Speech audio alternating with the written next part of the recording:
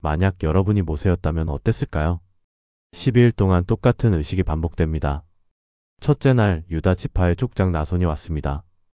은 쟁반 하나, 은 바리 하나, 금 그릇 하나, 소 한 마리, 수장 한 마리, 수장 한 마리, 수점소 한 마리. 둘째 날 이사갈 지파의 족장 느다 내려왔습니다. 똑같은 예물입니다. 은 쟁반 하나, 은 바리 하나, 금 그릇 하나. 셋째 날 스불론 지파.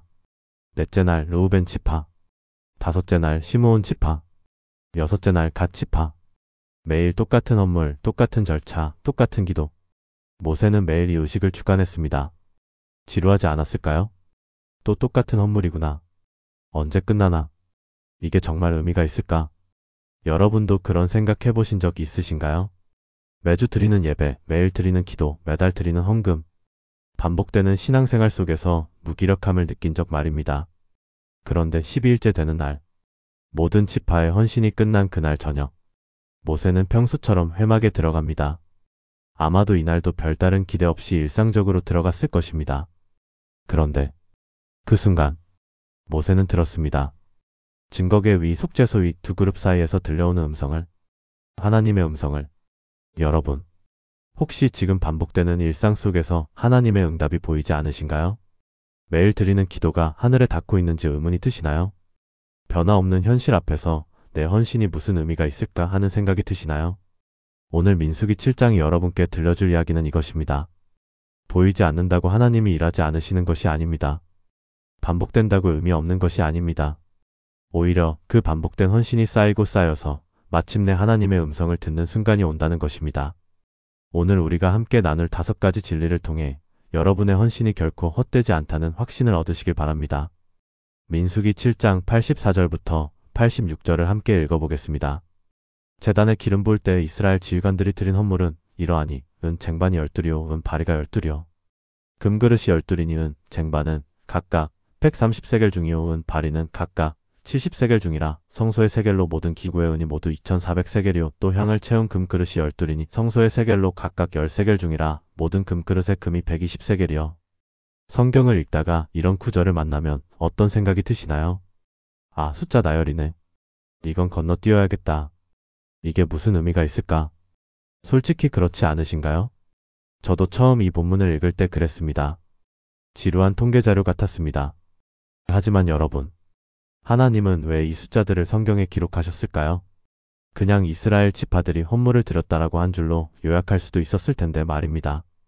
여기에 놀라운 비밀이 숨어 있습니다. 하나님은 여러분의 헌신을 정확하게 기록하고 계신다는 것입니다. 은 쟁반 하나, 은 바리 하나, 금 그릇 하나. 무게까지 정확하게. 130세겔, 70세겔, 10세겔. 왜 이렇게 세세하게 기록하셨을까요?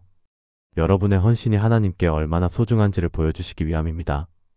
여러분이 드린 11조 한 푼, 여러분이 드린 새벽기도 하루, 여러분이 흘린 눈물 한 방울, 하나님은 다 기록하고 계십니다. 히브리서 6장 10절이 이렇게 말씀하십니다. 하나님이 불의하지 아니하사 너희 행위와 그의 이름을 위하여 나타낸 사랑으로 이미 성도를 섬긴 것과 이제도 섬기고 있는 것을 잊어버리지 아니하시느니라. 보셨습니까? 하나님은 잊어버리지 않으신다고 말씀하십니다. 세상 사람들은 여러분의 헌신을 몰라줄 수 있습니다. 교회에서도 여러분의 섬김을 알아주지 않을 수 있습니다. 심지어 가족들도 여러분의 믿음을 이해하지 못할 수 있습니다. 하지만 하나님은 다 보고 계십니다. 다 기록하고 계십니다. 민수기 7장에 이 지루해 보이는 숫자들이 바로 그 증거입니다. 유다 지파가 드리는 쟁반, 이사갈 지파가 드리는 바리, 스불론 지파가 드린 금그릇. 하나도 빠짐없이 기록되어 있습니다. 여러분, 혹시 이런 생각하신 적 없으신가요? 나 하나쯤이야 뭐. 내가 드리는 이 작은 헌금이 무슨 의미가 있을까? 내가 하는 이 작은 섬김을 누가 알아주나? 아닙니다. 하나님은 알고 계십니다. 정확하게 기록하고 계십니다. 어느 교회에 한 권사님이 계셨습니다. 30년 동안 매주 토요일마다 교회 화장실을 청소하셨습니다. 아무도 알아주지 않았습니다. 목사님도 몰랐습니다. 그냥 묵묵히 섬기셨습니다. 그런데 어느 날 권사님이 쓰러지셨습니다. 병원에 입원하셨고 그때서야 교회가 알았습니다. 30년간 누군가 매주 토요일마다 화장실을 깨끗하게 청소해 왔다는 것을, 그게 바로 그 권사님이셨다는 것을. 교회는 감동했고 눈물로 기도했습니다. 하지만 하나님은 이미 알고 계셨습니다. 30년 전 첫날부터 1560번의 토요일 청소를 다 하나도 빠짐없이 여러분의 헌신도 마찬가지입니다. 아무도 몰라줘도 괜찮습니다. 하나님이 기록하고 계시니까요. 그리고 그 기록은 결코 사라지지 않습니다. 영원히 하나님의 책에 남아 있습니다. 민수기 7장의 이 숫자들처럼 말입니다. 그러니 낙심하지 마세요. 여러분의 작은 헌신 하나하나가 하나님께는 너무나 소중합니다. 이제 87절을 보겠습니다. 번제물로 드린 소는 12마리요, 수장은 12마리요, 1년 된 어린 수장은 12마리요, 그 소제물과 아울렀으며 속죄제물로 드린 수점소는 12마리이며 12 계속 반복됩니다. 왜 하나님은 이렇게 반복하여 기록하셨을까요? 여기에 중요한 진리가 담겨 있습니다. 하나의 헌신은 작아 보일 수 있습니다. 유다 지파 하나가 드린 소 한 마리. 별것 아닌 것처럼 보입니다. 하지만 그것이 12번 반복되면 어떻게 됩니까? 소 12마리가 됩니다. 수장 12마리, 어린 수장 12마리가 됩니다. 반복된 헌신이 쌓이면 놀라운 결과가 나타납니다. 여러분의 신앙생활도 마찬가지입니다. 하루의 기도는 작아 보일 수 있습니다. 한 주의 예배는 미미해 보일 수 있습니다.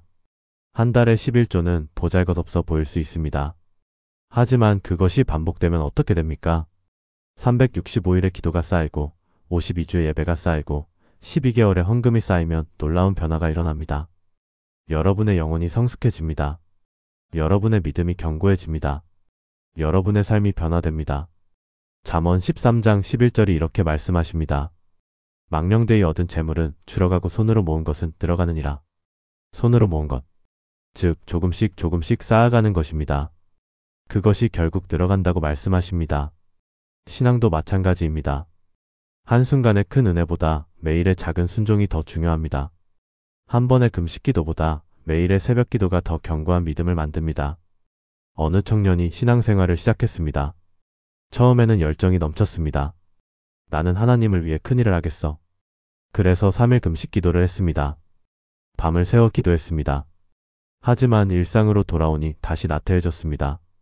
새벽 기도는 못 나가고 성경도 안 읽고 기도도 형식적이 되었습니다. 그러다가 다시 은혜를 사모하면 특별 기도를 하고 이런 패턴이 반복되었습니다. 반면 다른 청년이 있었습니다. 이 청년은 화려하지 않았습니다. 그냥 매일 15분씩 성경을 읽었습니다. 매일 10분씩 기도했습니다. 매주 빠짐없이 예배를 드렸습니다. 특별한 것 없이 그냥 반복했습니다. 10년 후 두 청년을 만났을 때 어떤 차이가 있었을까요? 첫 번째 청년은 여전히 영적으로 불안정했습니다. 은혜와 나태함을 반복했습니다. 하지만 두 번째 청년은 달랐습니다. 영적으로 깊이가 있었습니다. 말씀 안에 뿌리 내린 사람이었습니다. 세상의 유혹 앞에서도 흔들리지 않는 믿음을 가진 사람이 되어 있었습니다. 무엇이 차이를 만들었습니까? 반복입니다. 꾸준함입니다. 누적입니다. 민수기 7장의 12지파처럼 하나하나가 모여 놀라운 결과를 만들어낸 것입니다. 여러분, 지금 여러분의 신앙생활이 평범해 보이나요? 별다른 변화가 없어 보이나요? 괜찮습니다. 계속하세요. 반복하세요.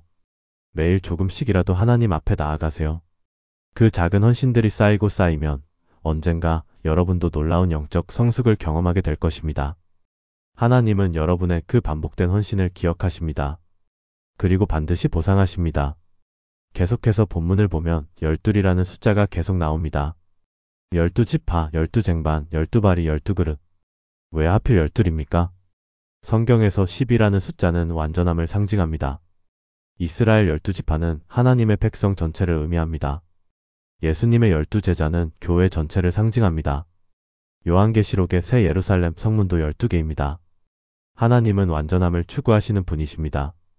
그리고 여러분의 삶도 완전함을 향해 인도하고 계십니다. 민수기 7장에서 모든 지파가 헌물을 드립니다. 부자 지파도 가난한 지파도 큰 지파도 작은 지파도 모두가 똑같이 헌물을 드립니다. 하나님은 모든 지파가 참여하기를 원하셨습니다. 단 하나도 빠짐없이 말입니다. 왜 그럴까요?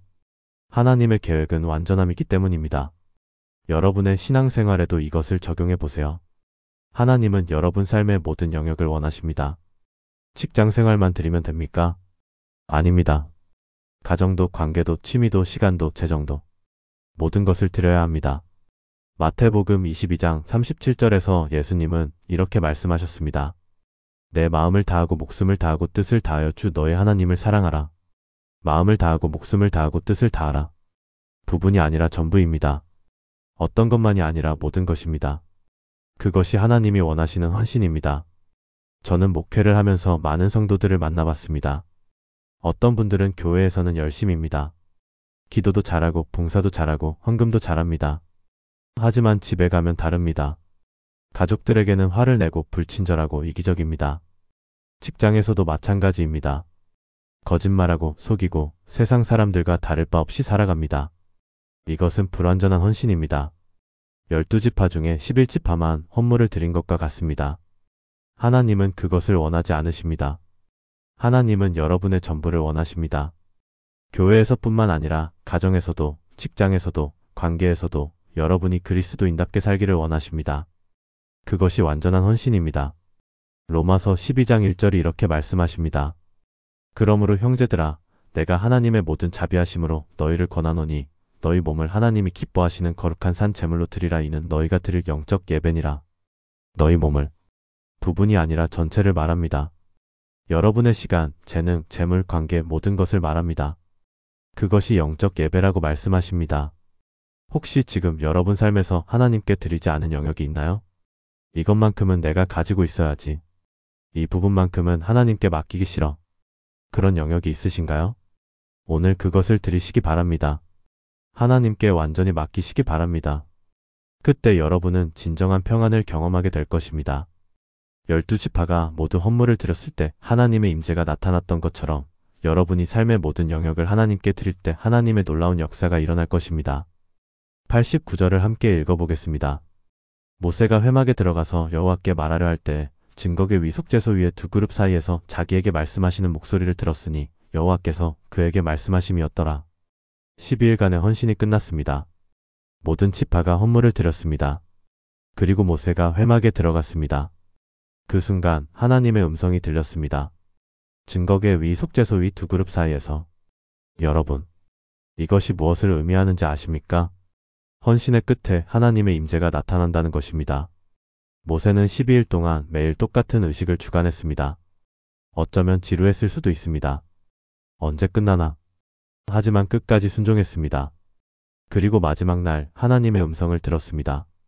여러분의 신앙생활도 마찬가지입니다. 하나님의 응답이 바로 오지 않을 수 있습니다. 기도에도 침묵만 들릴 수 있습니다. 헌신에도 변화가 보이지 않을 수 있습니다. 하지만 끝까지 가세요. 포기하지 마세요. 그러면 반드시 하나님을 만나는 순간이 옵니다. 갈라디아서 6장 9절이 이렇게 말씀하십니다. 우리가 선을 행하되 낙심하지 말지니 포기하지 아니하면 때가 이름에 거두리라. 때가 이름에 거둔다고 말씀하십니다. 여러분, 때가 있습니다. 하나님의 때가 있습니다. 우리의 때가 아니라 하나님의 때입니다. 어느 자매님이 10년 동안 불신자 남편을 위해 기도했습니다. 매일 새벽마다 남편의 구원을 위해 눈물로 기도했습니다. 하지만 남편은 변하지 않았습니다. 오히려 더 완악해지는 것 같았습니다. 교회 나가지 말라고 핍박도 했습니다. 자매님은 낙심했습니다. 내 기도가 하늘에 닿고는 있는 걸까?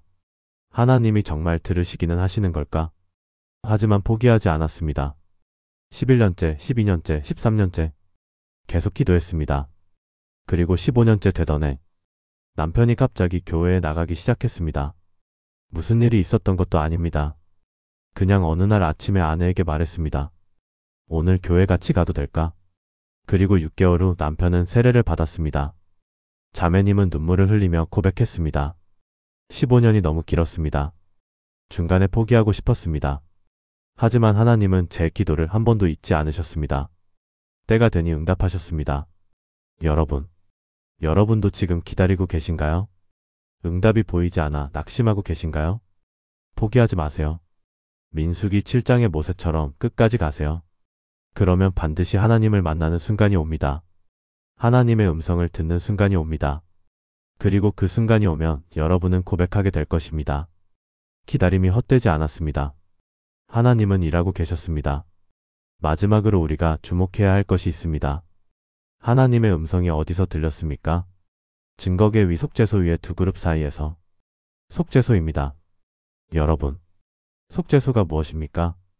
대제사장이 1년에 한 번 속죄일에 피를 뿌리는 곳입니다. 이스라엘 백성의 죄를 용서받기 위해 제물의 피를 뿌리는 곳입니다. 바로 그곳에서 하나님의 음성이 들렸습니다. 이것이 무엇을 의미합니까? 하나님의 음성은 십자가를 통해 들린다는 것입니다. 예수 그리스도의 보혈을 통해 들린다는 것입니다. 우리의 의로움 때문이 아닙니다. 우리의 헌신 때문이 아닙니다. 오직 예수님의 십자가 때문입니다. 히브리서 9장 11절부터 12절이 이렇게 말씀하십니다. 그리스도께서는 장래 좋은 일에 대제사장으로 오사 손으로 짓지 아니한 것 곧 이 창조에 속하지 아니한 더 크고 온전한 장막으로 말미암아 염소와 송아지에 피로 하지 아니하고 오직 자기의 피로 영원한 속죄를 이루사 단번에 성소에 들어가셨느니라. 예수님의 피로 영원한 속죄를 이루셨습니다. 그 피 때문에 우리가 하나님 앞에 나아갈 수 있습니다. 그 피 때문에 하나님의 음성을 들을 수 있습니다. 여러분, 혹시 이런 생각하신 적 없으신가요? 나는 너무 부족해서 하나님께 기도할 자격이 없어. 나는 너무 죄가 많아서 하나님이 내 기도를 들으실 리 없어. 나는 너무 연약해서 하나님의 음성을 들을 수 없어. 아닙니다. 여러분의 자격이 문제가 아닙니다. 예수님의 보혈이 여러분을 의롭게 만들었습니다. 속죄소 위의 피가 여러분의 모든 죄를 덮었습니다. 그러니 담대히 하나님 앞에 나아가세요. 히브리서 4장 16절이 이렇게 말씀하십니다. 그러므로 우리는 긍휼하심을 받고 때를 따라 돕는 은혜를 얻기 위하여 은혜의 보좌 앞에 담대히 나아갈 것이니라. 담대히 나아가라고 말씀하십니다. 왜 담대히 나아갈 수 있습니까? 예수님의 피 때문입니다. 십자가 때문입니다. 어느 형제님이 있었습니다. 과거에 큰 죄를 지었습니다. 사기를 쳤고 많은 사람들에게 피해를 입혔습니다. 교도소에도 다녀왔습니다. 출소 후 교회에 나왔습니다. 예수님을 영접했습니다. 하지만 여전히 죄책감에 시달렸습니다. 내가 무슨 자격으로 하나님께 기도해? 하나님이 나 같은 죄인의 기도를 들으시겠어? 어느 날 목사님이 그에게 말했습니다.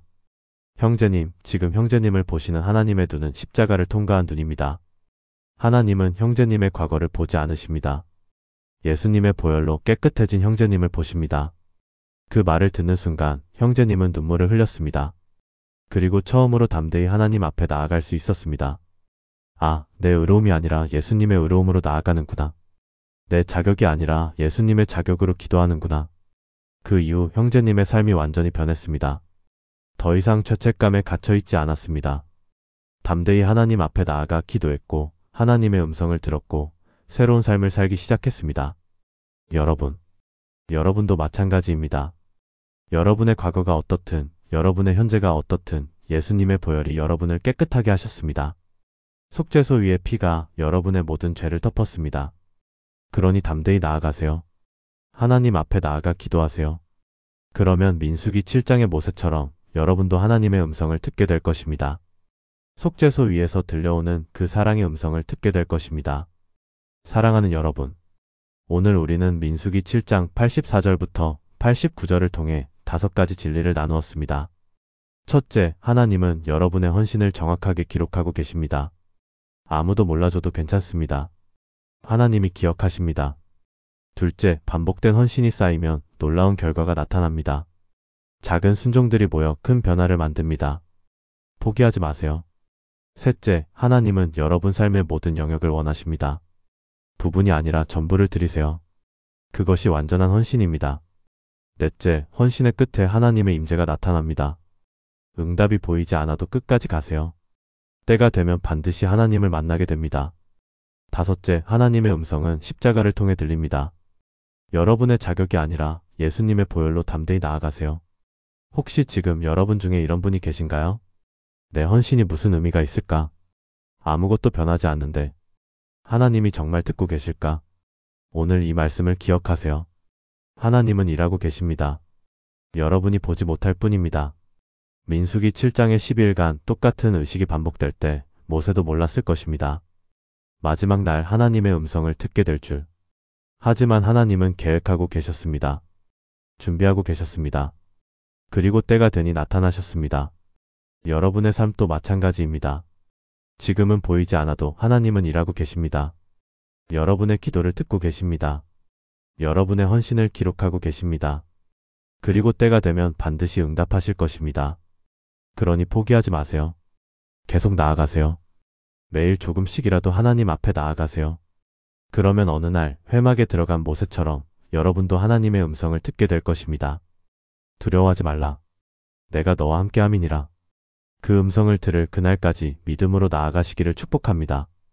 긍휼의 하나님, 오늘 이 시간 민수기 7장의 말씀을 통해 저희에게 말씀하신 하나님을 찬양합니다. 12일간 반복된 헌신 뒤에 나타나신 하나님의 임재를, 속죄소 위에서 들려주신 그 사랑의 음성을 저희는 고백합니다. 때로 저희의 헌신이 의미 없어 보일 때가 있었습니다. 매일 드리는 기도가 하늘에 닿고 있는지 의문이 들었습니다. 매주 드리는 예배가 변화를 가져오는지 확신할 수 없었습니다. 보이지 않는 결과 앞에서 낙심했고 포기하고 싶었습니다. 하지만 하나님, 오늘 저희는 깨달았습니다. 하나님께서 저희의 모든 헌신을 정확하게 기록하고 계신다는 것을. 은 쟁반 하나, 은 바리 하나, 금그릇 하나까지, 무게까지, 개수까지 하나도 빠짐없이 기억하고 계신다는 것을. 감사합니다, 하나님. 세상이 알아주지 않아도, 사람들이 몰라줘도 하나님은 보고 계셨습니다.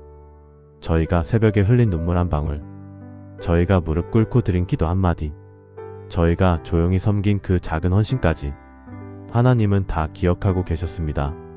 주님, 오늘 이 말씀을 듣고 있는 이 중에 지쳐있는 영혼이 있습니다. 오랫동안 기도했지만 응답이 보이지 않아 낙심한 자녀가 있습니다.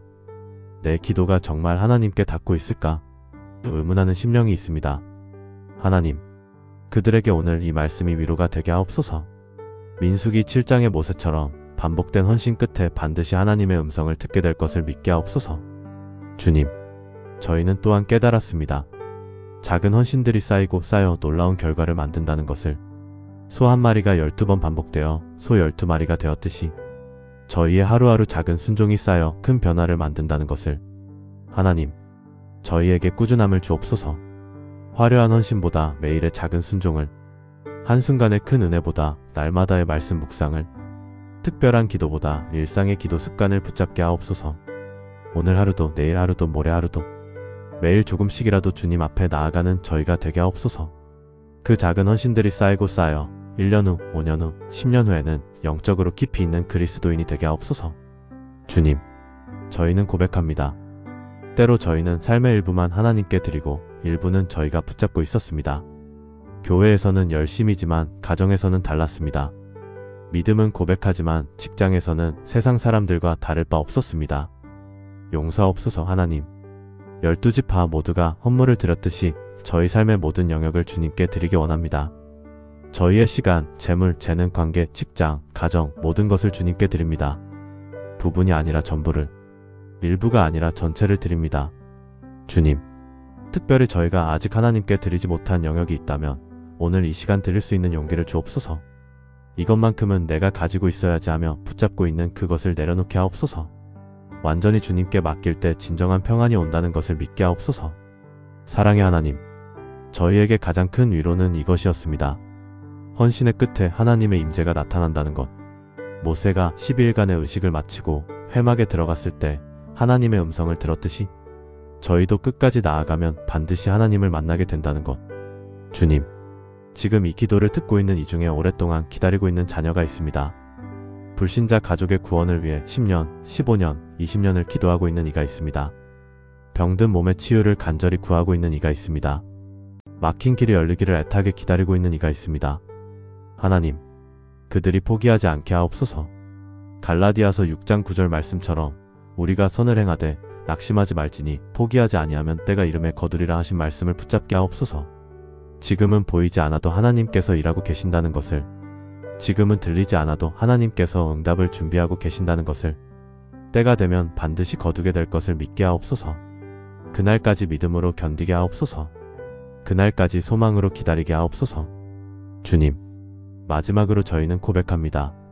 저희가 하나님 앞에 나아갈 수 있는 것은 저희의 의로움 때문이 아니라는 것을, 저희의 자격 때문이 아니라는 것을, 오직 예수 그리스도의 보혈 때문이라는 것을.